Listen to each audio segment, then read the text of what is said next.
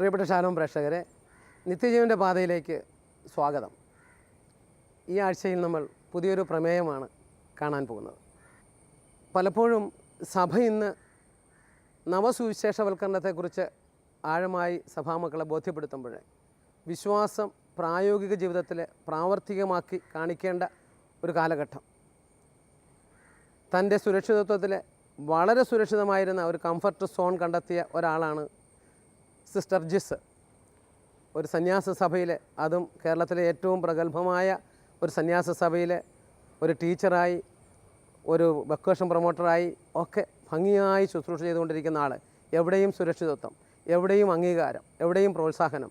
എന്നാൽ തൻ്റെ ഹൃദയത്തിൽ പതിച്ച തിരുവചനങ്ങൾ, കുഞ്ഞുങ്ങളെ അടുത്തേക്ക് വിളിച്ച യേശു, ഈ ചെറിയവരിൽ ഒരുവന് നിങ്ങൾ ചെയ്തപ്പോഴെല്ലാം എനിക്ക് തന്നെയാണ് ചെയ്തതെന്ന സന്ദേശം, ഇതൊക്കെ ഹൃദയത്തിൻ്റെ ഭിത്തികളിൽ അലയടിച്ചപ്പോൾ തൻ്റെ ചുറ്റും കാണുന്ന പിഞ്ചു കുഞ്ഞുങ്ങളെക്കുറിച്ചുള്ള ചിന്തകൾ സിസ്റ്ററിനെ മഥിക്കുകയും അത് ഗ്രാജുവലി ക്രമേണ വളർന്ന് ആ സന്യാസ സഭയിലുണ്ടായിരുന്ന തൻ്റെ സുരക്ഷിതത്വത്തിൻ്റെ കോട്ടകൾ തകർത്ത് ദൈവം കാണിച്ചു കൊടുത്ത പുതിയ വഴിയിലേക്ക് എടുത്തു ചാടാൻ ധൈര്യം കാണിച്ച ഒരു സന്യാസിനി.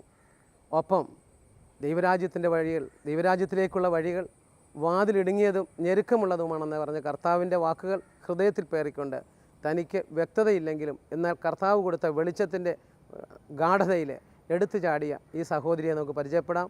അവരിലൂടെ എത്രയോ കുഞ്ഞുമക്കളാണ് ഇപ്പോൾ മാതാപിതാക്കളില്ലാത്തവർ, അതിനേക്കാൾ ഉപരിയായി അപ്പൻ്റെ സ്നേഹവും അമ്മയുടെ സ്നേഹവും ഒരുമിച്ച് ആസ്വദിക്കുന്ന കുഞ്ഞുമക്കൾ, പ്രത്യാശയിലേക്ക് ഉയർന്നു വരുന്ന കുഞ്ഞുമക്കൾ നമുക്ക് കാണുവാനായി പെരുമ്പാവൂരിനടുത്തുള്ള പുൽവഴിയിലേക്ക് പോകാം.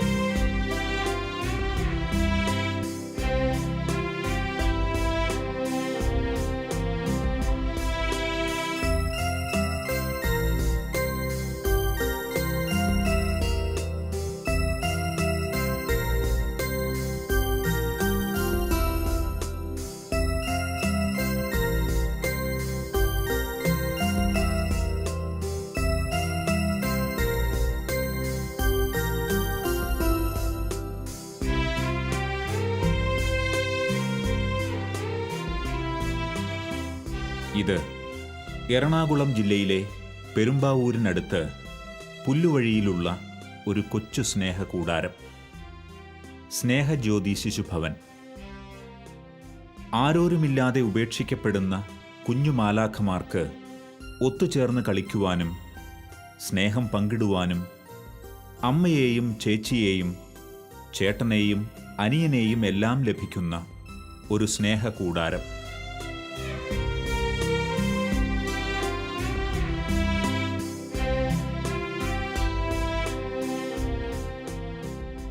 അമ്മിഞ്ഞപ്പാൽ നുകർന്ന് നെഞ്ചോട് ചേർന്ന് കിടക്കേണ്ട അമ്മയുടെ സ്നേഹം നൽകാൻ കഴിഞ്ഞില്ലെങ്കിലും അമ്മ നിന്നെ മറന്നാലും ഞാൻ നിന്നെ മറക്കുകയില്ല എന്ന ഈശോയുടെ സ്നേഹം ആവോളം ഈ കുഞ്ഞുങ്ങൾ ഇവിടെ നുകരുന്നു.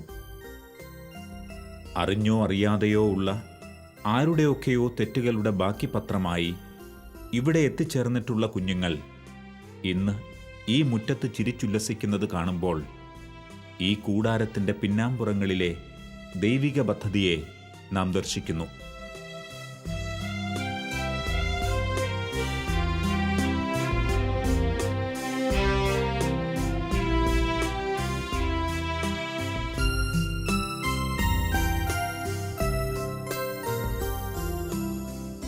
കുഞ്ഞുങ്ങൾ എൻ്റെ അടുത്തു വരട്ടെ, അവരെ നിങ്ങൾ തടയരുത് എന്ന് പറഞ്ഞുകൊണ്ട് തൻ്റെ സ്നേഹം കുഞ്ഞുങ്ങൾക്കാവോളം നൽകിയ ഈശോയുടെ സ്നേഹം ഈ കുഞ്ഞുങ്ങൾ നുകരുന്നത് നാം ഇവിടെ കാണുന്നു.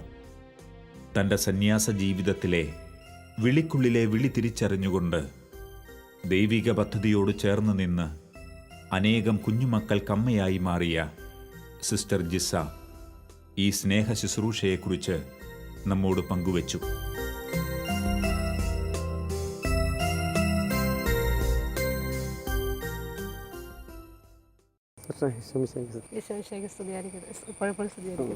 ഇത്രയും മാത്രം കുട്ടികൾക്ക് ഒരമ്മയും അഭയവുമായി തീരാൻ സിസ്റ്ററിന് സാധിക്കുന്നു. സിസ്റ്റർ നേരത്തെ ഒരു സന്യാസ സഭയിലെ അംഗമായിരുന്നു. എപ്രകാരമാണ് ഇങ്ങനൊരു ശുശ്രൂഷയിലേക്ക് വരാൻ സിസ്റ്റർ ഇടയായത്? ഞാൻ CMCയിൽ വളരെ നന്നായിട്ട് തന്നെ ദൈവാനുഗ്രഹത്താൽ മുന്നോട്ട് പോവുകയായിരുന്നു.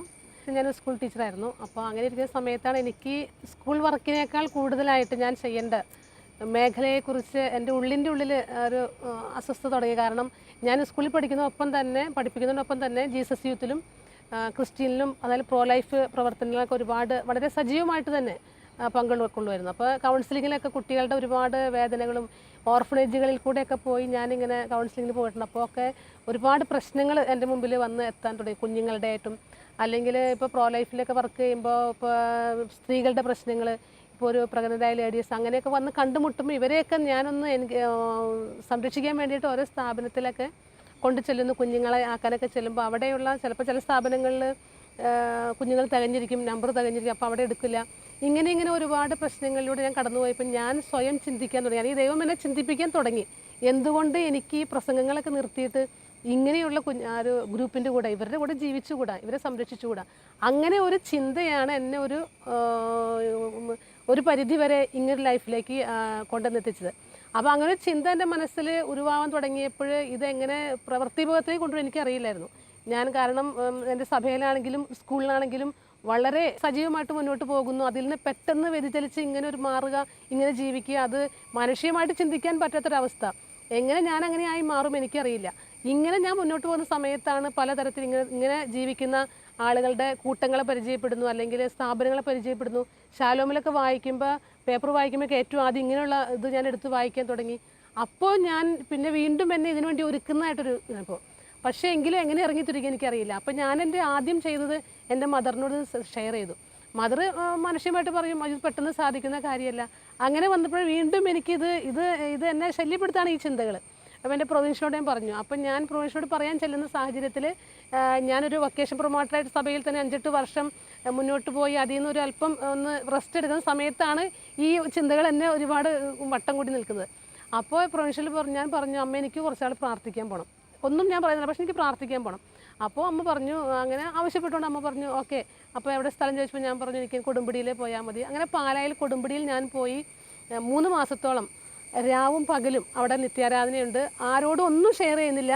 ഞാൻ എൻ്റെ കർത്താവിനോട് മാത്രം ആലോചന ചോദിച്ചിട്ട് പ്രാർത്ഥനയിൽ മുഴുകാണ്. തപസ്സും പ്രാർത്ഥനയും 40 ദിവസത്തെ ഫാസ്റ്റിംഗ് ഒക്കെ ആയിട്ട് അങ്ങനെ മുന്നോട്ട് പോകണം. ഒരു 2 മാസം കഴിഞ്ഞു. 3-ാം മാസത്തിലേക്ക് കടന്നപ്പോഴത്തേനും എനിക്ക് എൻ്റെ ഉള്ളിൽ തോന്നുകയാണ്, എന്തായാലും എൻ്റെ എല്ലാ ചിന്തകളും എൻ്റെ തീരുമാനങ്ങളും എൻ്റെ എല്ലാം അമ്മയ്ക്ക് എഴുതാം. എല്ലാം ഞാൻ പറഞ്ഞൊരു 2-3 പേജോളം എഴുതാൻ ആരംഭിക്കുകയാണ്. അങ്ങനെ ആരംഭിക്കുന്ന സമയത്താണ് ഞാൻ അവിടെ പെട്ടെന്ന് യാദൃശ്ചികമായിട്ടൊരു ചേച്ചിയെ പരിചയപ്പെടാണ്. ആ ചേച്ചിയുമായിട്ട് സംസാരിച്ചപ്പോൾ ആ ചേച്ചി അവിടുത്തെ ഒരു കൗൺസിലറായിരുന്നു. ആ ചേച്ചി പെട്ടെന്ന് എനിക്ക് വേണ്ടി പ്രാർത്ഥിച്ച് ഇങ്ങനെ കഴിഞ്ഞപ്പോൾ പെട്ടെന്ന് പറഞ്ഞതാണ്, സിസ്റ്റർ എടുത്ത തീരുമാനം തെറ്റല്ല, സിസ്റ്റർ ശക്തിയായിട്ട് മുന്നോട്ട് പോകുമോ. ഒരുപാട് പ്രതിസന്ധികൾ ഉണ്ടാവും, പക്ഷെ പുറകോട്ട് പോകരുത്. ചേച്ചിക്ക് ഒരു ദർശനം ഈശോ കൊടുത്ത് ഇതാണ്, അതായത് ഒരു ഗേറ്റ് തുറന്നിട്ടേക്കുന്നു, അതിലൂടെ ഒരുപാട് കുട്ടികൾ കടന്നു വരുന്നു. കുട്ടികളെ സ്വീകരിക്കാനും സംരക്ഷിക്കാനും അല്ലെങ്കിൽ സ്നേഹിക്കാനും അവരൊന്ന് പരിഗണിക്കാൻ അവിടെ ആരുമില്ലാത്ത അവസ്ഥയാണ്. അപ്പോൾ ആ ഒരു ദർശനമാണ് എനിക്ക് കുട്ടികളിലേക്ക് തിരിയാൻ എന്നെ പ്രേരിപ്പിച്ചത്. അപ്പോൾ അങ്ങനെ മനസ്സിൽ ചിന്ത വന്നു, ഇതെല്ലാം കൂടി കൂട്ടി ഞാൻ അമ്മയ്ക്ക് കത്തെഴുതാണ്. അമ്മയ്ക്ക് ഞാൻ എൻ്റെ തീരുമാനം ഉറപ്പിച്ചു, ഏതെങ്കിലും ഇങ്ങനെയുള്ളൊരു കൂട്ടത്തിലേക്ക് ജീവിക്കാൻ, എൻ്റെ സ്കൂൾ ജീവിതം അല്ലെങ്കിൽ അതൊക്കെ മാറ്റി വെച്ചിട്ട് അങ്ങനെ ജീവിക്കാൻ ഞാൻ ആഗ്രഹിക്കാമെന്ന് പറഞ്ഞ് എഴുതി. പ്രൊവിൻഷ്യാലമ്മയ്ക്ക് മാനുഷികമായിട്ട് എഴുത്ത് കിട്ടുമ്പോൾ പെട്ടെന്ന് ഞാനിങ്ങനെ തീരുമാനം എടുക്കുന്നു, അതൊരു വിഷമമാണ്. പക്ഷേ അപ്പോൾ അമ്മ പറഞ്ഞു തിരിച്ച് പ്രയറൊക്കെ കഴിഞ്ഞ് തിരിച്ച് പ്രൊവിൻഷ്യൽ ഹൗസിൽ വരാൻ പറഞ്ഞു.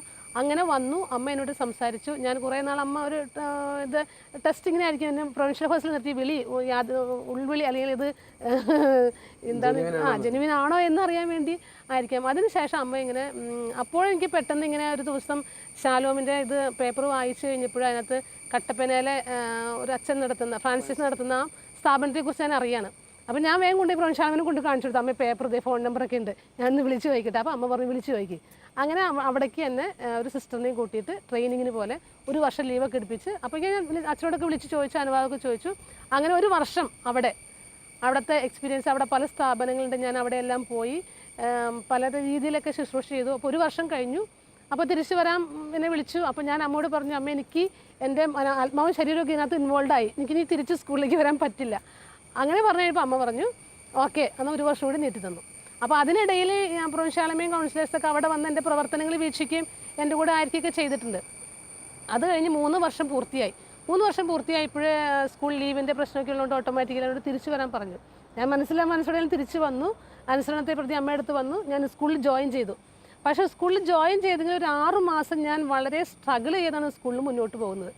അവിടെ ചെന്നു ഞാൻ സ്കൂളിൽ ക്ലാസ്സിൽ കുട്ടികളുടെ മുമ്പിൽ നിൽക്കുമ്പോൾ എൻ്റെ ചിന്തകളും ആത്മാവും ശരീരമൊക്കെ ഇങ്ങനെയുള്ള കുറേ അവരുടെ കൂടെയാണ്. അപ്പോൾ എങ്കിലും ഞാൻ 6 മാസത്തോളം ഇത് കണ്ടിന്യൂ ചെയ്തു. എൻ്റെ സ്കൂൾ വർക്ക് കണ്ടിന്യൂ ചെയ്തു.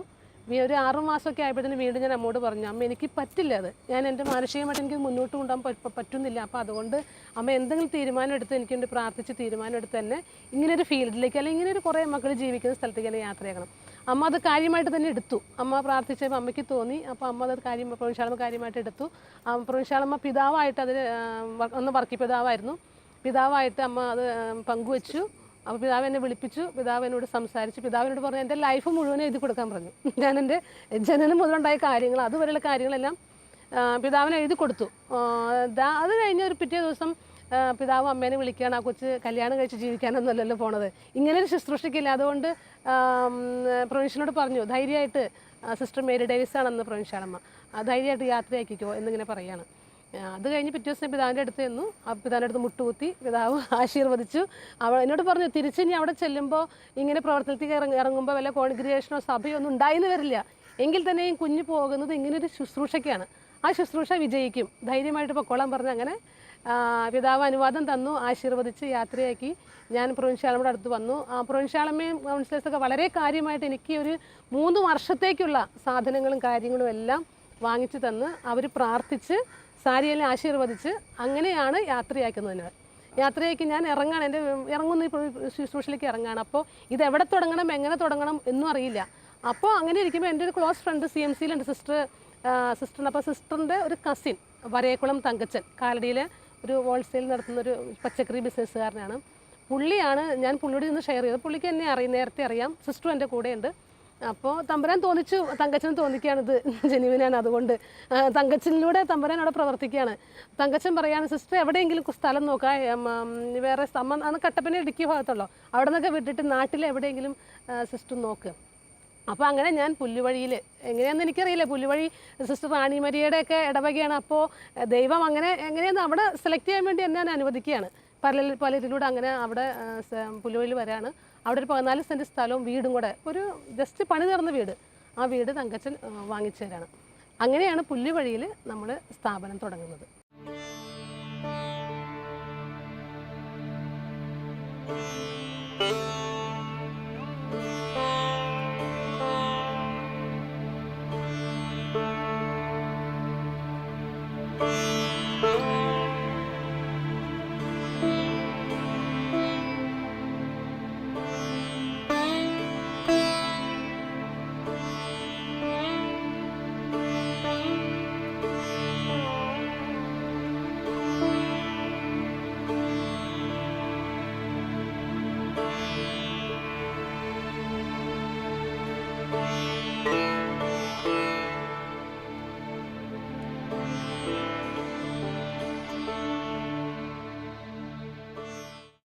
നമ്മളിപ്പോൾ സ്നേഹജ്യോതി ശിശുഭവൻ്റെ തിരുമുറ്റത്താണ്.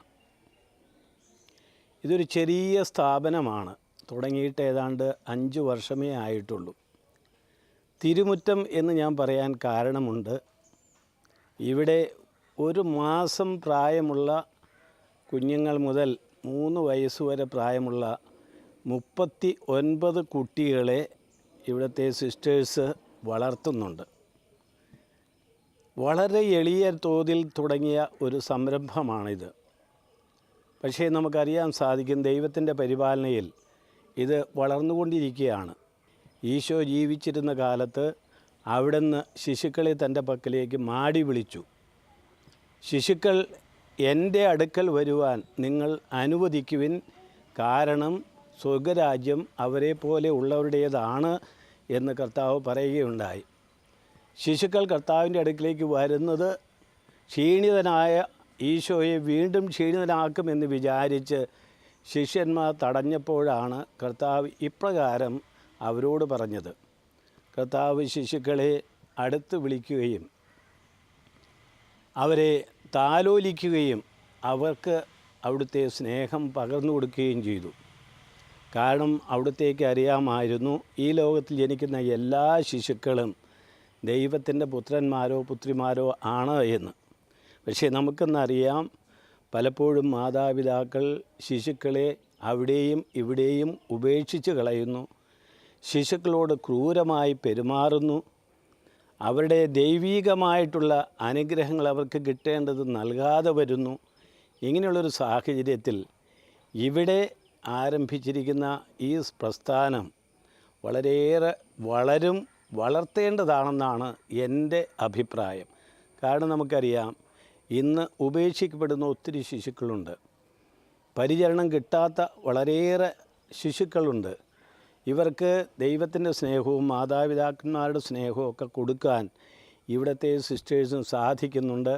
അതുകൊണ്ട് ഈ പ്രസ്ഥാനത്തിന് വളരെയേറെ വളർച്ചയുണ്ടാകട്ടെ എന്ന് ഞാൻ ആശംസിക്കുകയാണ്.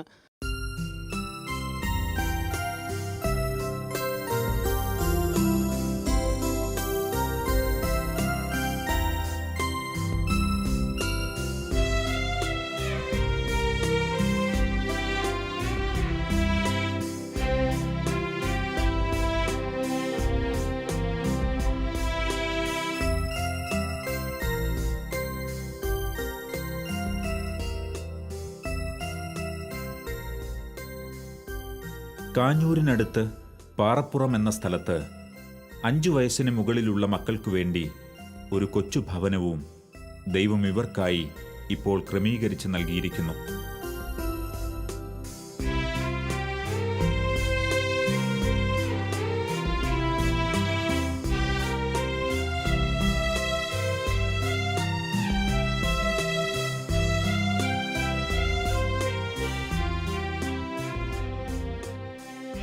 നന്മകളുടെ വർണ്ണങ്ങൾ വിരിക്കുന്ന കൊച്ചു പൂമ്പാറ്റകളായി ഇവരിവിടെ സന്തോഷവും സ്നേഹവും പങ്കുവച്ച് പ്രാർത്ഥനാപൂർവം കഴിയുന്നു.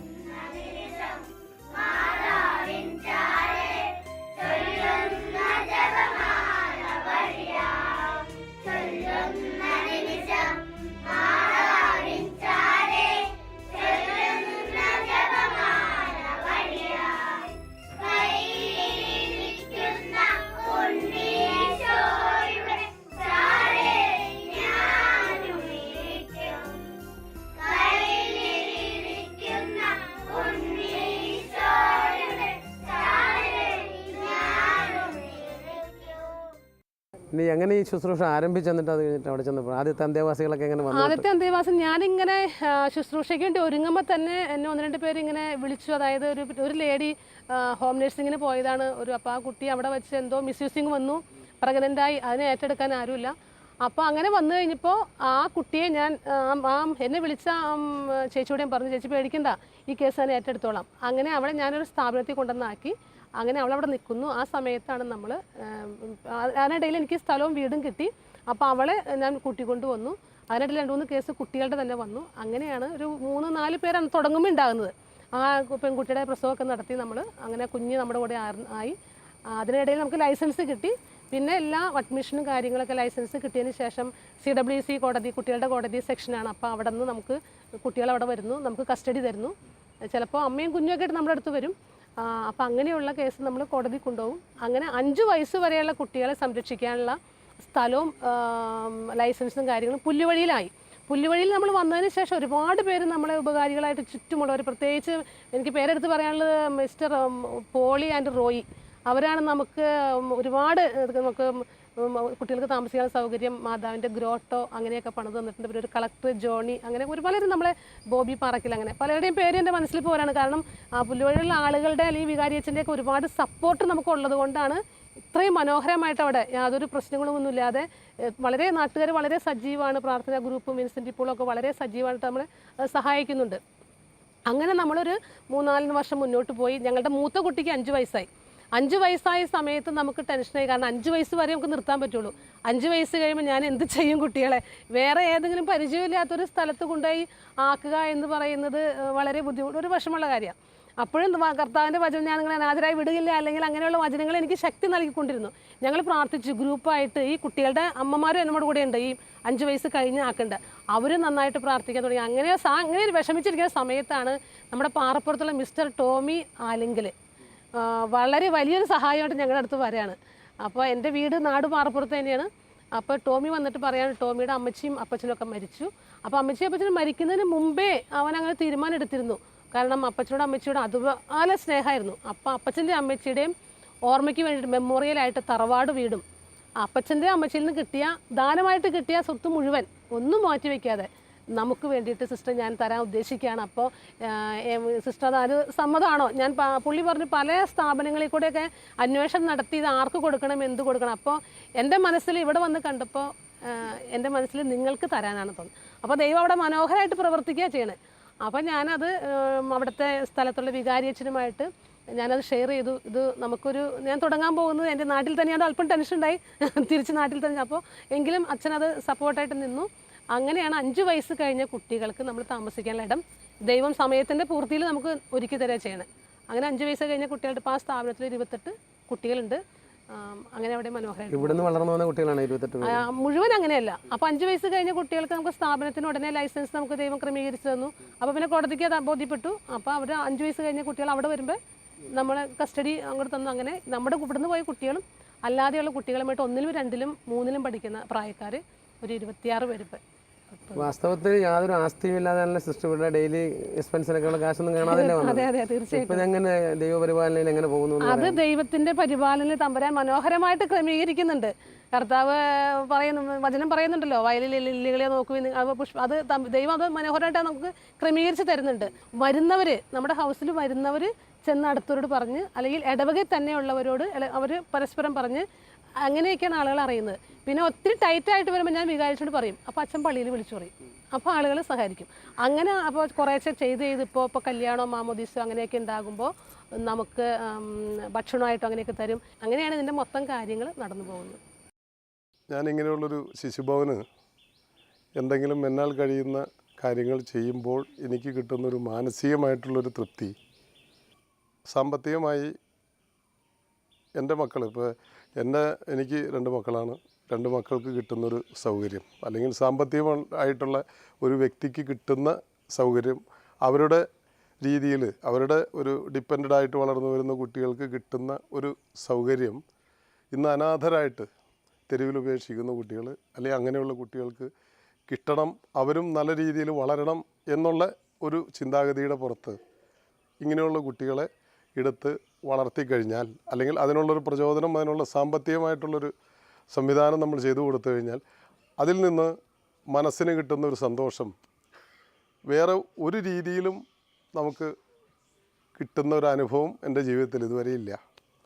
കുട്ടികളായാലും ശരി, വൃദ്ധരായാലും ശരി, സമൂഹത്തിൻ്റെ കടമയാണ് അങ്ങനെയുള്ളൊരു സംവിധാനം എന്നുള്ളൊരു ചിന്തയുടെ പുറത്താണ് ഞാനിങ്ങനെ ഒരു രീതിയിലേക്ക് വന്നതും ഇതിനൊരു സഹായം എന്നുള്ള രീതിയിൽ ചെയ്തുകൊണ്ടിരിക്കുന്നത്. എനിക്ക് ഈ ശിശുഭവനുമായി കൂടുതൽ പ്രവർത്തിക്കാനുള്ള ഒരു പ്രചോദനം നൽകിയത് എൻ്റെ ഇളയ സിസ്റ്റർ മിഷണറീസ് ഓഫ് ചാരിറ്റിയിൽ പ്രവർത്തിക്കുന്നു. അവളിൽ നിന്ന് കിട്ടിയ ഒരു നല്ല ഒരു ദൈവാനുഗ്രഹമാണ് എനിക്കിവിടെ ഈ കുഞ്ഞുങ്ങളുടെ ഇടയിൽ പ്രവർത്തിക്കുവാനും ഇവരുമായി പങ്കുവയ്ക്കുവാനുമുള്ള ഒരു നല്ല ഒരു ദൈവാനുഗ്രഹം എനിക്കുണ്ടായി. ഇനിയും ഈ ശിശുഭവനുമായി കൂടുതൽ പ്രവർത്തിക്കുവാനുള്ള അനുഗ്രഹം എനിക്ക് ദൈവം നൽകട്ടെ. ഇതിനു വേണ്ടതായ എല്ലാവിധ നന്മകളും ഞാൻ നേരുന്നു. ഈ ശിശുഭവൻ്റെ പ്രാരംഭഘട്ടത്തിൽ ഞാനൊരു ദിവസം വളരെ യാദൃച്ഛികമായിട്ട് ഇവിടെ വരുവാനിടയായി.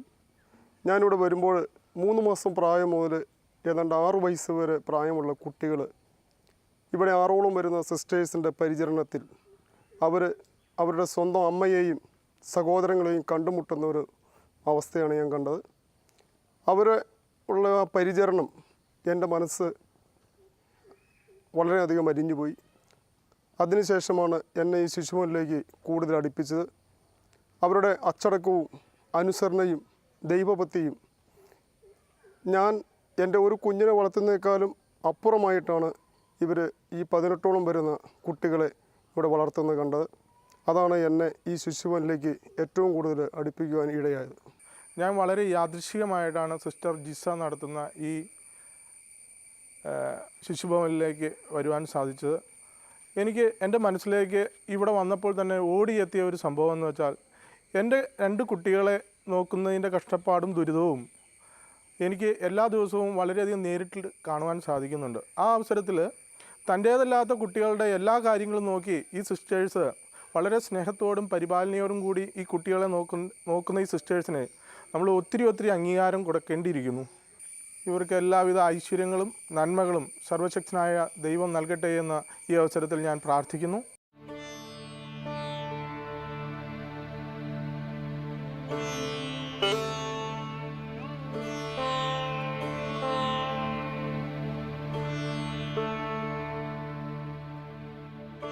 സമീപത്തെ ആശുപത്രികളിൽ നിന്നുമുള്ള കുഞ്ഞുങ്ങളും തെരുവുകളിൽ നിന്നും അമ്മത്തൊട്ടിലുകളിൽ നിന്നുമുള്ള കുഞ്ഞുങ്ങളും പരസ്പരം പഴിചാരി നിയമത്തിൻ്റെ മുൻപിൽ വേർപിരിയാൻ കൊതിക്കുന്ന ദമ്പതികൾക്കിടയിൽ നിന്നും ഒന്നുമറിയാതെ ഒറ്റപ്പെട്ടു പോകുന്ന പിഞ്ചു കുഞ്ഞുങ്ങളും ഇവിടെ പരസ്പരം സ്നേഹം പങ്കുവെച്ച് കഴിയുന്നു.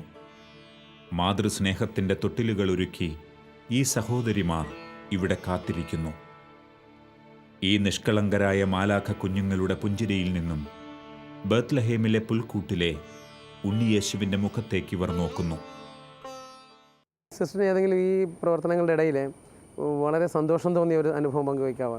കൂടുതൽ ഉള്ളിൽ തട്ടി ഓർമ്മയിൽ നിൽക്കുന്ന ഏതെങ്കിലും സന്തോഷം തോന്നിയ അനുഭവം എന്ന് വെച്ചാൽ നമുക്ക് സംതൃപ്തി നൽകിയത് ഈ പ്രവർത്തനത്തിൽ ഞാൻ ഇറങ്ങിയതിൽ സംതൃപ്തി നൽകിയ പ്രവർത്തനം എന്ന് പറയുമ്പോൾ ഒരു ലേഡി ഇങ്ങനെ പ്രഗ്നൻ്റ് ആയിട്ട് എൻ്റെ അടുത്ത് വന്നു. അപ്പോൾ അത് ആ കുട്ടി പെൺകുട്ടി ആ സ്ത്രീക്ക് ഈ കുട്ടിയെ വേണ്ട. അപ്പോൾ ഞാൻ അവൾക്ക് ധൈര്യം കൊടുത്തു, നീ പേടിക്കേണ്ട, കുട്ടിയെ കൊന്നുകളയരുത്. അവൾ മരുന്നൊക്കെ കഴിച്ചു, പക്ഷേ പോയില്ല. പക്ഷേ അപ്പം ഞാൻ അവൾക്ക് എൻ്റെ അടുത്ത് വന്നു കഴിഞ്ഞപ്പോൾ ഞാൻ തന്നെ അവളെ സംരക്ഷിച്ചു.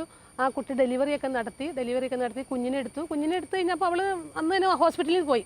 ആ കുട്ടിയെ നമ്മൾ നമ്മുടെ ഹോസ്പിറ്റലിൽ കൊണ്ടുവന്ന് ഉണ്ണിക്കുട്ടുന്ന പേരൊക്കെ ഇട്ട് വളർത്തി. അവനൊരു 1 വയസ്സ് ആകാറായപ്പോൾ അവൻ്റെ പേപ്പർ കാര്യങ്ങളൊക്കെ ലീഗലായിട്ട് ആയിക്കഴിഞ്ഞപ്പോൾ ഞാൻ അവനെ മക്കളില്ലാത്തൊരു ഫാമിലിക്ക് കൊടുത്തു. ഇപ്പോൾ അവൻ വളരെ മിടുക്കനായിട്ട് ഇപ്പോൾ 4 വയസ്സായി. അങ്ങനെ മുന്നോട്ട് പോകുന്ന ഒരു അനുഭവമാണ് എൻ്റെ. ഇപ്പോഴും അവൻ ഇടയ്ക്ക് വിളിക്കുന്നു, ഞങ്ങളവിടെ പോകുന്നു, അവരിവിടെ വരുന്നു. ആ കുട്ടിക്ക് നല്ലൊരു ഫാമിലി, അപ്പച്ചൻ അമ്മച്ചി എന്ന് വിളിക്കാൻ ഞങ്ങളെ മറന്നു അവൻ. എങ്കിൽ തന്നെയും അവന് അപ്പ എന്ന് വിളിക്കാൻ, അമ്മ എന്ന് വിളിക്കാനും അവനൊരു കുടുംബം. അപ്പോൾ അവൻ വളരുന്നത് കാണുന്നത് അതാണ് ഏറ്റവും എനിക്ക് സംതൃപ്തി നൽകുന്ന ഒരു. കുട്ടികളോട് ബന്ധപ്പെട്ടേ ഏതെങ്കിലും ദുഃഖകരമായ അനുഭവം എന്ന് പറയുമ്പോൾ കുഞ്ഞുങ്ങൾ എൻ്റെ അടുത്ത് വന്നതിൽ പറയുമ്പോൾ അതായത് ഒരു സംഭവം ഞാൻ പെട്ടെന്ന് ഓർക്കുകയാണ്. ഒരു ദിവസം രാവിലെ പഞ്ചായത്ത് പ്രസിഡന്റ് എന്നെ വിളിക്കുകയാണ്. സിസ്റ്റർ, ഞാൻ രാവിലെ ഉണർന്നൊരു പള്ളിയിലൊക്കെ പോയി വന്നൊരു 6:30-7 മണി ഉണ്ടാവുള്ളൂ. സിസ്റ്റർ, ഒരു കേസ് ഇവിടെ നടന്നേക്കാണ്. അതായത് അവിടെ പഞ്ചായത്തിൽ തന്നെ ഒരു കുട്ടിയുടെ അച്ഛൻ അമ്മയെ കുത്തിക്കൊന്നു. അപ്പോൾ അച്ഛൻ അവിടെ തന്നെ തൂങ്ങി മരിച്ചു. ഒരു 3 വയസ്സുള്ള കുട്ടി ഈ ബ്ലഡിൽ പുരണ്ട് ആ മുറി കിടക്കുകയാണ്.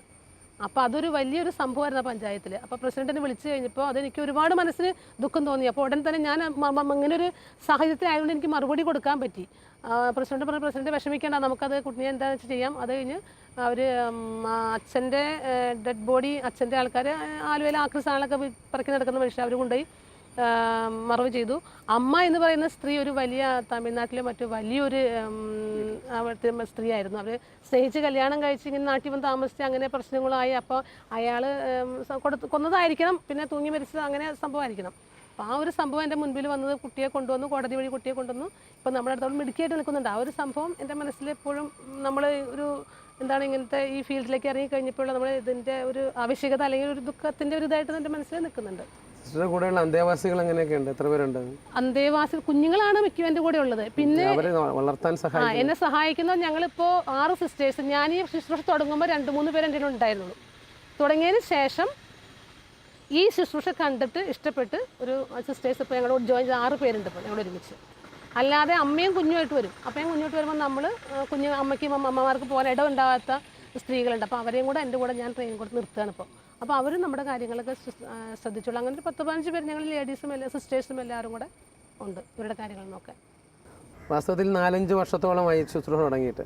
ഇപ്പോൾ തിരിഞ്ഞു നോക്കുമ്പോഴെന്ത് തോന്നുന്നു? മുൻപിലേക്കും എന്ത് തോന്നുന്നു? തിരിഞ്ഞു പുറയിലേക്ക് നോക്കുമ്പോൾ ദൈവം നയിച്ച അത്ഭുതകരമായ വിസ്മയകരമായിട്ടുള്ള കാര്യങ്ങളാണ് എനിക്ക് അനുഭവപ്പെടുക. ഇത് ദൈവത്തിൻ്റെ കരം തന്നെയായിരുന്നു എന്നുള്ളൊരു അനുഭവം, ഫീലിങ്സ് എന്നോടുണ്ട്. പലരും എന്നോട് ചോദിക്കാറുണ്ട് എങ്ങനെ സാധിച്ചു.